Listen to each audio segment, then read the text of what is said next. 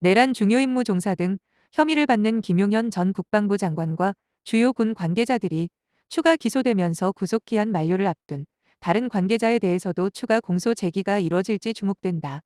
내란 특검팀은 지난 18일 김 전 장관을 위계에 의한 공무집행방해 증거인멸교사로 추가 기소했다.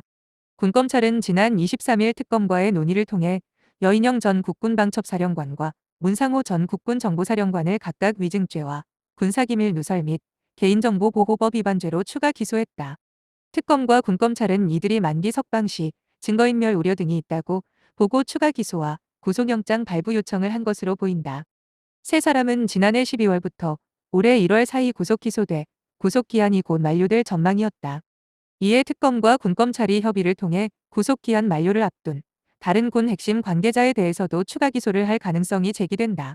내란 특검법에 따르면 특별검사가 맡은 사건의 1심 재판 관할은 군사법원법이 아닌 형사소송법을 준용하도록 돼 있다. 특검이 군사법원 재판 진행 중인 군 관계자에 대한 공소 제기에 나설 경우 재판에 차질이 생길 수 있는 만큼 군검찰이 여인영, 문상호 전 사령관 때와 마찬가지로 주도적으로 기소에 나설 거란 전망이 나온다.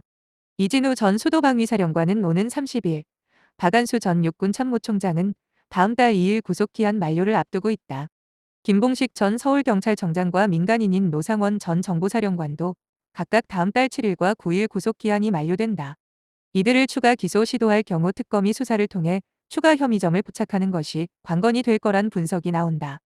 앞서 특검은 김 전 장관을 추가 기소하면서 지난해 12월 2일 대통령 경호처를 속여 비화폰을 지급받은 뒤 이를 내란 공범이자 민간인인 노상원 전 국군정보사령관에게 전달하고 수행비서 역할을 한 민간인 양모 씨에게 계엄 이후인 지난해 12월 5일 계엄 관련 서류 등을 모두 없애라고 지시한 혐의를 추가로 적용했다.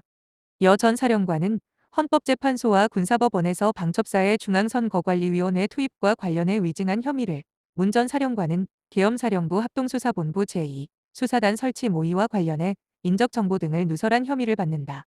한 차장검사 출신 변호사는 추가 기소를 하려면 완전히 다른 범죄 사실을 규명해야 한다며 내란 범위에 있더라도 동일성이 있는 내용으로 기소하면 안 될 것이라고 설명했다. 군검찰은 우선 박 전 총장과 이 전 수방사령관에 대해선 앞서 재판부에 낸 직권 보석 결정을 요청하는 의견을 유지하겠다는 입장인 것으로 알려졌다. 특검 관계자는 여인영, 문상호 외에 다른 분들은 기소가 되지 않은 상황이기 때문에 직권 보석 요청을 유지하는 것이라고 전했다.